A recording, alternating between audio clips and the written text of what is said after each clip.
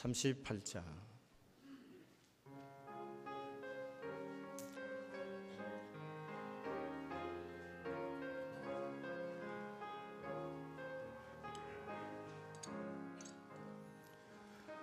예수 우리 왕이여, 이곳에 오셔서 우리가 함께 누리는 영광을 받아주소서. 우리는 주님의 백성, 주님은 우리 왕이라. 왕이신 예수님 오셔서 좌정하사 다스리소서.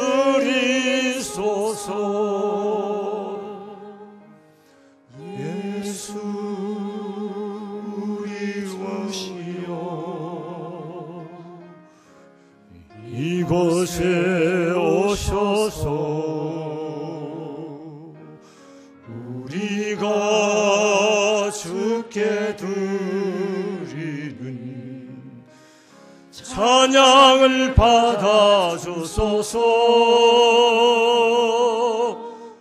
우리는 주님의 종들, 주님은 우리 주시라. 주 대신 예수님 오소서. 이 찬양을 받아주소서. 할렐루야. 주의 성령 하나님께서 우리의 찬양을 받으실 줄로 믿습니다. 경향신문에서 20대에서 80대의 평범한 시민 18명을 만나서 현실에 만족하는지, 불만스럽다면 특히 뭐가 화가 나는지를 물었습니다. 이들 중에 현실에 만족한다고 답한 사람은 18명 중에 4명뿐이었고 18명 중에 14명이 나의 삶은 불행하다, 14명 중에서 또 10명은 코로나는 분노한다라고 표현했습니다. 14명은 불만이지만 만족하며 살려고 노력한다에서부터 현실이 너무 싫다는 반응까지 스펙트럼이 다양했습니다.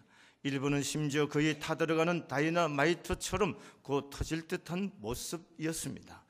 분노치료 전문가인 민성길 서울시 은평병원장님은 이런 말씀을 하셨어요. 과거에도 화를 참지 못해 병원을 찾는 환자들이 있었지만 최근 몇 년 사이 이런 환자가 수가 급증하고 증세도 다양해졌다고 말하고 있습니다.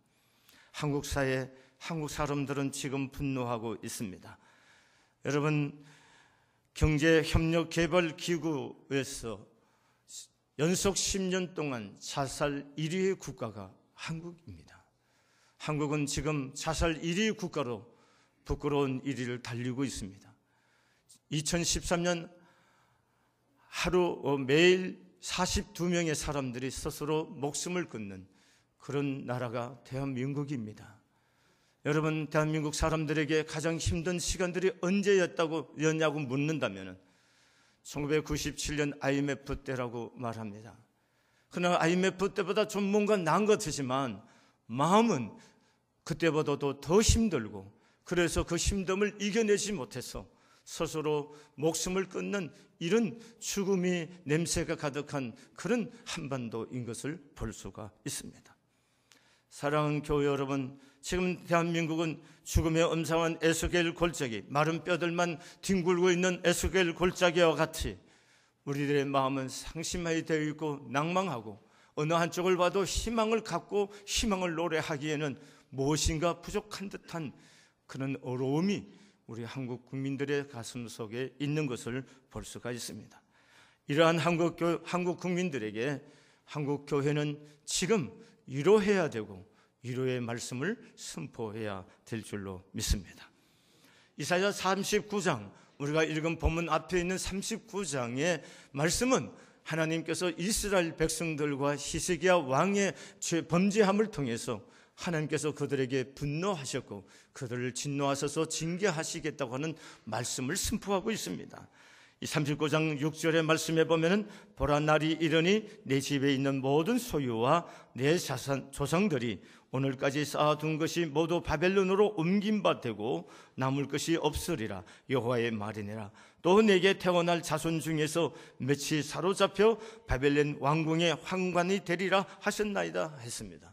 다시 말하면 39장에서는 하나님께서 이스라엘 백성들을 진노하셔서 이스라엘 백성들의 그동안 쌓는 은근 보화들을 바벨론으로 가지고 갈 것이고 그리고 귀인들이 바벨론의 포로가 되어서 환관이 될 것이라고 그렇게 말씀하고 있는 겁니다.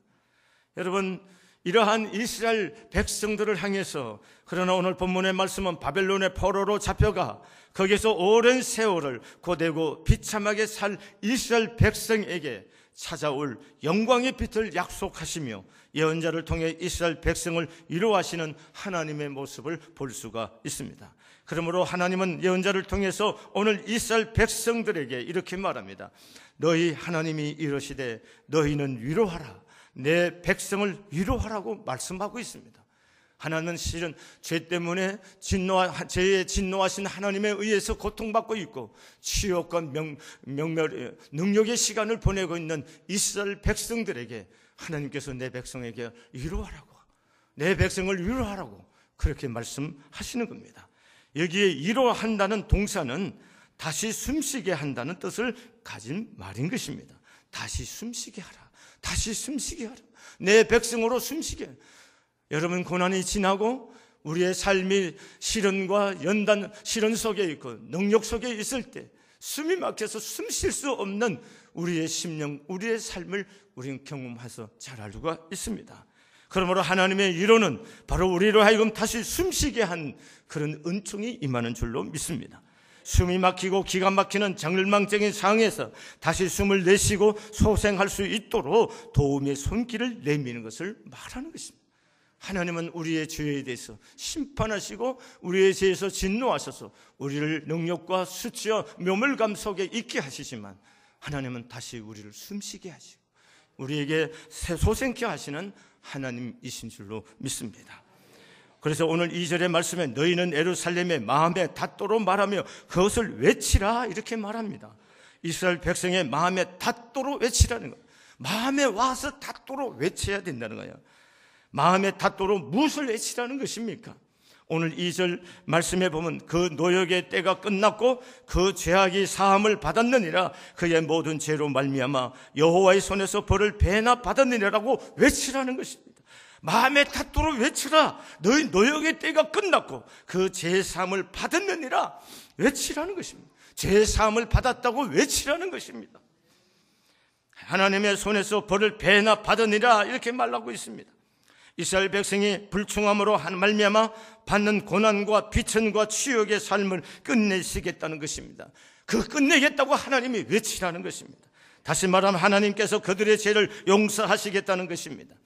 이스라엘 백성이 스스로 지은 모든 죄로 말미암아 치러야 할 죄값을 2배나 치른 것으로 하나님께서 인정하시겠다는 거예요. 그들은 죄값을 치른 그렇게 2배나 치르지 않았습니다. 그러면 2배나 치른 것처럼 하나님께서 인정해 주시겠다는 거예요. 그리고 너희의 기쁨이 2배나 되겠다는 그런 의미가 이 속에 담겨져 있는 것입니다. 이것은 일방적이고 주권적인 하나님의 은혜와 용서가 이스라엘 백성의 위로의 근거요 이유인 것입니다. 여러분, 우리의 행위에 의해서가 아니고 하나님의 긍휼과 하나님의 사랑과 그분의 은혜에 의해서 전적으로 베풀어지는 용서라는 거예요. 그 용서에 의해서 우리가 위로받고 숨을 쉴 수 있고 다시 숨통이 터지고 숨 쉴 수 있는 삶이 되어진다는 얘기인 것입니다. 사랑하는 교회 여러분, 숨이 막히고 기가 막히는 절망적인 상황에서 다시 숨을 내쉬고 소생할 수 있도록 하나님께서 그들의 죄를 용서하시겠다는 것입니다. 누가복음 15장의 말씀에 보면 탕자의 비유가 나옵니다. 둘째 아들이 아버지의 재산 중에서 자기에게 돌아올 몫을 아버지에게 미리 챙겨서 아버지를 등지고 멀리 다른 나라로 이주해 갑니다. 그곳에서 그는 화랑방탕해서 인생을 허비하며 살았다는 겁니다. 그런데 그 돈이 다 떨어져서 그가 그곳에 거지가 돼서 돼지우리간에서 돼지들이 먹는 지엄 열매를 먹고 비참한 그런 삶이 나락으로 떨어진 그런 모습을 성경은 증거하고 있습니다. 그런데 성경에 말합니다. 어느 날 달밤에 달을 보고 있는데 아마 생각했을 거예요. 내가 이 모습이 무슨 모습인가? 내 아버지께 돌아가면은 내 아버지 집에는 먹을 것도 많고 거기에는 놀라운 일들이 많은데 내가 이 모습이 무슨 꼴인고? 그래서 그가 아버지 앞에 가서 아들이라고 말하지 말고 이제는 종의 하나같이 나를 써달라고 해야겠다. 그리고 결심하고 일어나 아버지의 집으로 돌아옵니다. 그런데 놀라운 게 성경은 이렇게 증거합니다. 그 아들이 돈을 가지고 나가는 그날 순간부터 아버지는 그날 밤마다 문을 잠그지 않았을 것이고 그리고 매일마다 동구 밖에 와서 내 아들이 집 나간 아들이 언제쯤 돌아올까 기다리고 있었다고 말하고 있습니다. 그날 또 아버지는 내 아들이 언제나 돌아올까 하고 동구 밖에서 지나가는 또 오는 사람들을 바라보고 있을 때 저 먼 곳에서 거지 차림으로 걸어오는 그 모습이 자기 아들임을 깨닫고 달려가서 그 아들을 얼싸안고 그를 품에 안고 집으로 돌아와서 그에게 모욕을 시키고 금가락지를 끼우고 신발을 새로 시키고 그를 위해서 잔치를 베푸는 그런 모습을 볼 수가 있습니다. 우리는 그 모습 속에서 아들이 아버지에게 잘못했다고 말하기 전에 이미 아버지께로 돌아오기 이전에 이미 아버지는 용서해 놓고 기다리신 그런 아버지이신 것을 봅니다. 하나님은 바로 그러신 분이라는 겁니다. 하나님은 우리가 죄를 지었을 때 이미 하나님을 우리에게 진노하시고 치욕을 안기시기도 하시지만 그러나 이미 하나님이 우리 죄를 용서해 놓고 우리를 기다리고 계시는 하나님이신 것을 볼 수가 있습니다. 그래서 오늘 본문 3절에서 성경은 이렇게 말하고 있습니다. 외치는 자의 소리여 이르되 너희는 광야에서 여호와의 길을 예배하라. 사막에서 우리 하나님의 대로를 평탄케 하라. 골짜기마다 도두어지며 산마다 언덕마다 낮아지며 고르지 않은 곳이 평탄하게 되며 험한 곳이 평지가 될 것이다. 이렇게 말하고 있습니다. 여러분, 옛날에 사막이나 골짜기나 산이나 언덕이라는 것은 험한 곳입니다. 이런 험한 곳에 사람이 다닐 수가 없습니다. 통행이 어렵다는 것입니다. 광야란 말은 성경에서 광야, 실제의 광야를 얘기하기도 하지만 광야는 하나님께서 그의 백성에게 다가오시는데 장애가 되는 것들을 상징적으로 표현하는 것입니다. 여러분, 하나님께서 우리에게 다가오는데 장애가 되는 것들, 그 장애가 되는 것들을 없애는 일이 주의 오심을 예비하는 길이라는 겁니다. 예수님이 오시는 길을 예비하는 길이 뭐냐? 그 장애물을 제거하라는 겁니다.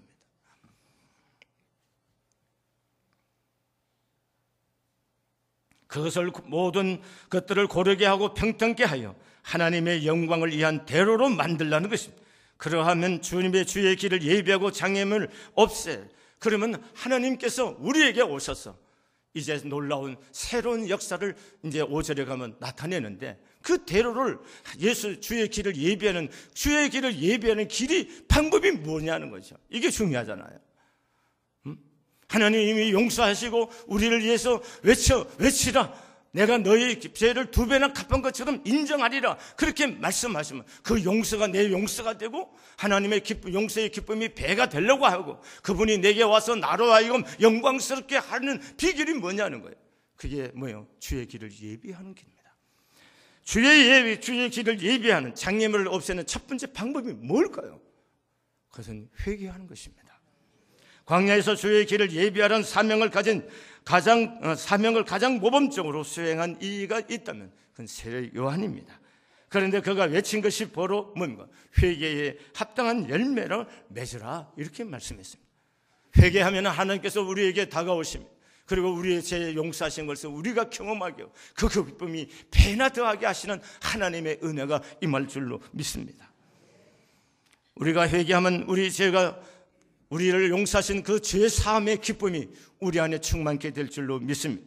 요한일서 1.9절에 만일 우리가 우리 죄를 자백하면 그는 미쁘시고 의로우사 우리 죄를 사하여 우리를 모든 불의에서 깨끗게 하실 것이라 이렇게 말씀하십니다. 이사야 1.8절에 여호와께서 말씀하시되 오라 우리가 서로 변론하자. 너희 죄가 주홍 같을지라도 눈과 같이 희어질 것이요 진홍같이 붉을지라도 양들같이 희게 되리라 말씀하셨습니다. 여러분과 제가 무슨 죄를 지었습니까? 그 죄가 그것이 무엇이든 주께로 돌아와 회개하면은 주께서 우리를 흰눈같이 희게 하시고 깨끗게 하시겠다는 것이 하나님의 약속인 것입니다. 이 약속을 믿고 여러분과 제가 진정 여호와 하나님께 우리의 죄를 토설하고 죄를 자백만 하면은 우리 죄를 사하시고 우리를 용서하시는 하나님의 그 은혜와 그 기쁨이 여러분과 저의 것이 될 줄로 믿습니다. 이렇게 우리 하나님께서 우리 죄를 자백하고 우리가 하나님께도 돌아오면은 우리 하나님께서 어떻게 하시냐? 5절 말씀에 이렇게 말합니다. 여호와의 영광이 나타나고 모든 육체가 그것을 함께 보리라 그랬습니다. 여호와의 영광이 나타나리라. 이건 놀라운 일이 아닐 수가 없습니다. 하나님의 영광이 만천하에 드러날 것이다 하는 것입니다. 이것은 그저 하나님의 놀라운 은혜일 뿐인 것입니다. 여러분, 이스라엘 백성들의 행위에 의해서 하나님이 그의 영광의 관을 씌워주시는 게 아니에요. 하나님께 우리가 진정 회개만 하면 하나님이 이미 죄를 사하시고 용서하고 기다리고 계시는데 그 하나님 앞에 우리가 회개만 하면은 하나님 우리에게 영광을 나타내시겠다고 약속하고 계시는 것입니다. 여러분, 그러기에 하나님께서는 예언자에게 확신을 가지고 힘껏 그 아름답고 기쁜 소식을 소리 높여 외치라고, 그래서 내 백성을 위로하라고 하나님이 다시 명령합니다. 그것이 9절의 말씀에 나옵니다. 아름다운 소식을 시온에 전하는 자여, 너는 높은 산에 오르라. 아름다운 소식을 예루살렘에 전하는 자여, 너는 힘써 소리를 높이라. 두려워하지 말고 소리를 높여 유다의 성읍들에게 이르기를 너희의 하나님을 보라. 너희의 하나님을 보라. 소리를 높여 유다 백성들에게 이르기를 너는 힘써 높이라. 너희의 하나님을 보라고 애쓰라는 것입니다. 여러분과 저의 죄가 얼만큼 크든 그것이 얼만큼 사악한 죄이든 간에 우리가 주께로 돌이켜 회개하고 하나님을 바라보면 우리 죄가 사함을 얻게 되는 것이고, 우리가 용서받은 기쁨이 배나 더하게 하시고 우리에게 영광의 관을 씌워주시겠다는 것이 하나님의 약속이라는 거예요. 여러분, 하나님의 영광은 좀 더 구체적으로 죄를 용서하실 뿐만 아니라 10절과 11절에 보다 궁극적으로 말씀하고 계십니다. 보라, 주 여호와께서 장차 강한 자로 임하실 것이요 친히 그의 팔로 다스릴 것이라. 보라, 상급이 그에게 있고 보응이 그와 앞에 있으며 그는 목자같이 양떼를 먹이시며 어린 양을 그 팔로 모아 품에 안으시며 젖먹이는 암컷들을 온순히 인도하시리로다 하고 있습니다. 여러분, 강한 자에게 강한 자로 성령 하나님께서 강한 자로 우리에게 임하시겠다는 겁니다. 그 팔로 우리를 다스려 주실 것입니다. 상급이 있고 보응을 우리에게 베풀어 주십니다. 양떼를 먹임같이 어린 양을 우리에게 어린 양같이 우리를 품어주시고 우리를 인도하시겠다는 거예요. 여러분, 다윗은 그 표현을 이렇게 합니다. 나의 영광에 나의 얼굴을 머리를 드시고 영광의 관을 씌워주신 분이 하나님이시다고 말합니다. 우리가 죄를 자백하고 우리가 진정 죄 사함의 감격을 경험한 배나 그 기쁨을 다하게 할 뿐만 영광의 관을 씌워주신다. 그러니까 우리는 이 기쁜 소식을 선포하라는 겁니다. 그 영광이 뭐냐? 우리가 죄를 지어서 지옥과 능력의 시간을 경험한다 할지라도 하나님 우리에게 관을 씌웠었어. 영광스럽게 하고 회복시켜 주시는, 그리고 축복하시는 하나님의 역사가 그 안에 있다는 것입니다. 이걸 우리가 아셔야 되는 겁니다. 여러분, 죄 때문에 치욕을 경험하십니까? 능욕의 삶을 살고 계십니까? 절망과 엄침한 골짜기를 다닌 것처럼 삶이 힘겨움으로 있습니까?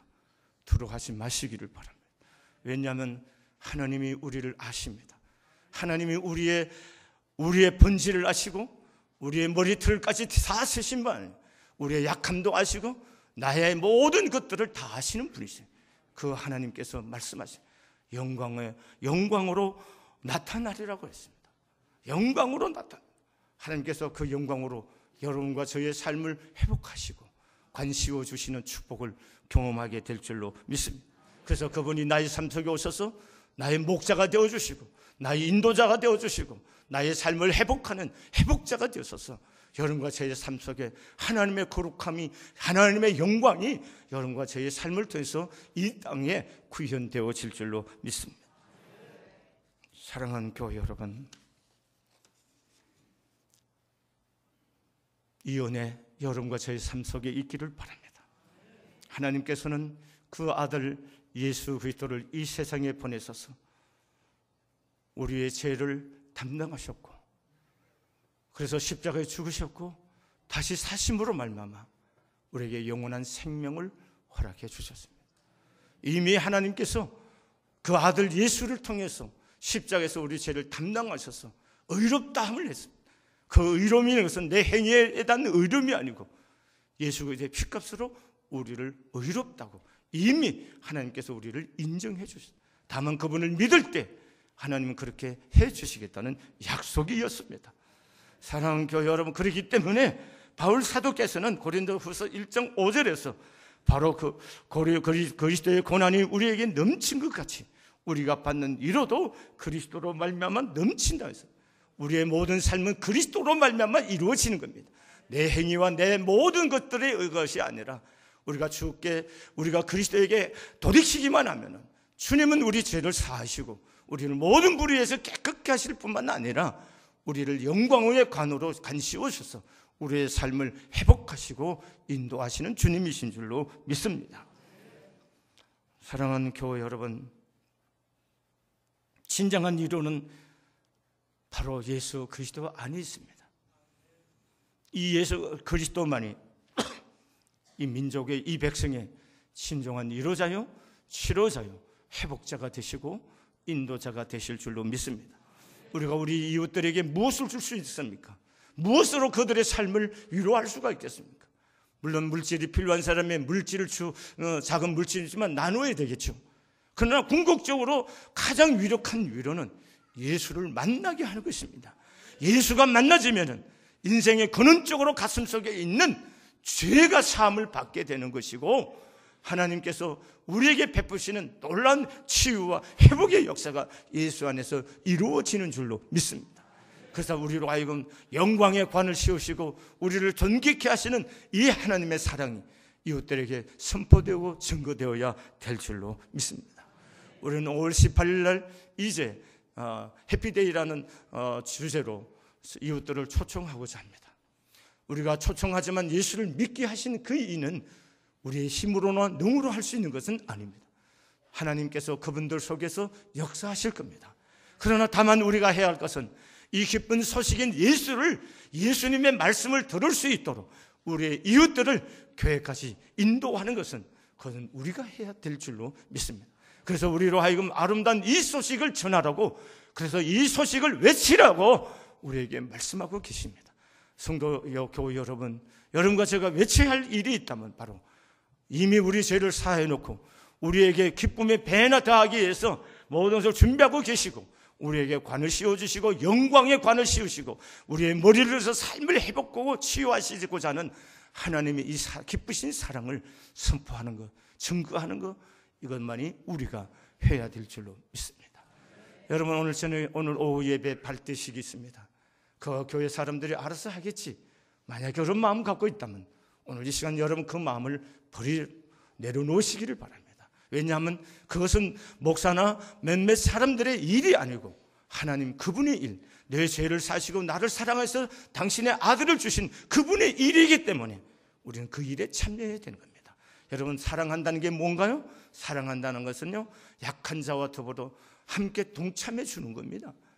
동참해 주는 겁니다. 여러분, 오늘 저녁에 여러분 하나님을 사랑하고 교회를 사랑한다면 오늘 오후 발대식에 여러분이 동참하시고 참여할 수 있기를 바랍니다. 그것이 교회를 사랑하는 방법입니다. 교회 사랑을 어떻게 하는 겁니까? 교회에서 하고자 하는 일에 참여해 주는 겁니다. 그것이 교회를 사랑하는 방법이 되는 줄로 믿습니다. 오늘 발대식부터 여러분과 제가 함께 참여해서 많은 영혼들에게 우리 하나님의 이 예수 그리스도 안에 있는 이 사랑의 이 복음을 우리가 선포하고 증거하는 일에 여러분과 제가 쓰여질 수 있는 은총이 있어지기를 바랍니다. 기도하시겠습니다.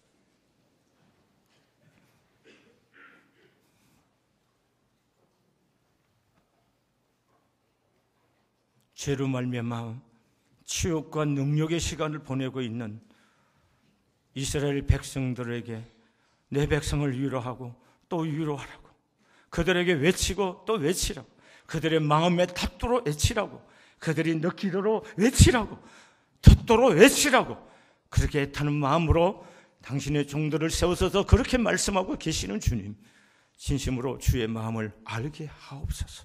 이미 우리 죄악을 사하여 놓고 기다리고 계시는 아버지의 마음 알게 하여 주시고, 그 죄가 제 삶의 감격과 기쁨을 배나 더하기 위해서 우리로 하여금 회개케 하기를 원하시는 주님, 진정 주께로 돌이켜 우리의 모든 죄악을 버리고 주께로 돌이킴으로 우리를 용서하시고 우리에게 모든 것을 영광으로 간씌워 주시고자 하시는 그 하나님의 은혜와 그 하나님의 축복을 경험하고 누릴 수 있는 주의 자녀들이 되게 해 주옵소서.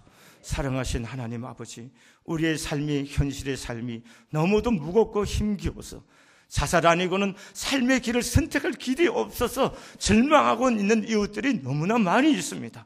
하나님, 이 이웃들에게 하나님 진정한 위로요, 기쁨과 평안과 안식을 주실 예수만이 참 복음인 것을 깨닫게 하시고, 우리가 우리의 이웃들에게 이 예수를 증거함으로 그 마음의 평안을, 그 마음의 안식을 얻게 해주시고, 진정한 삶의 의미를 예수 안에서 발견해서 지금이 힘들지만 지금의 힘든 삶을 의미 있는 삶으로 바꿔갈 수 있는 용기 있는 그리스도 예수의 사람들로 변화시킨 일에 우리가 쓰임을 받을 수 있도록 성령님이여 축복해 주옵소서.